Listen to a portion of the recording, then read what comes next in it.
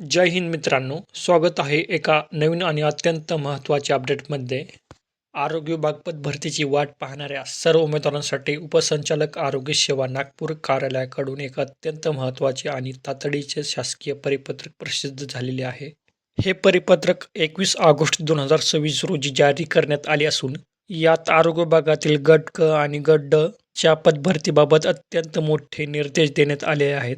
आरोग्य सेवा आयुक्तालय पुणे येथील माननीय संचालक महोदयांनी 20 ऑगस्ट 2026 रोजी व्हीसीद्वारे सर्व विभागांची एक अत्यंत महत्त्वाची आढावा बैठक घेतली होती. या आढावा सभेमध्ये गट क आणि गट ड भरती प्रक्रियेचा सविस्तर आढावा घेण्यात आला. भरती प्रक्रिया लवकरात लवकर पूर्ण करण्यासाठी आरोग्य विभागातील सर्व पदांची बिंदूनामोली तात्काळ अद्ययावत करणे आवश्यक असल्याचे संचालक महोदयांनी स्पष्ट केले. या सभेतील निर्देशांकाचे पालन करण्यासाठी नागपूर आरोग्य उपसंचालक कार्यालयाकडून जिल्हा शल्य चिकित्सक, सर्व वैद्यकीय अधीक्षक, सहाय्यक संचालक, आरोग्य सेवा, हिवताप आणि सर्व जिल्हा हिवताप अधिकारी यांना थेट आदेश जारी करण्यात आले आहेत. त्यानुसार आपापल्या स्तरावरील वर्ग 3 व वर्ग 4 पदांची बिंदूनामावली तात्काळ अद्ययावत करून ती मागासवर्गीय कक्षाकडून प्रमाणित करून घेण्याची आवश्यक कारवाईने तातडीने पूर्ण करायची आहे.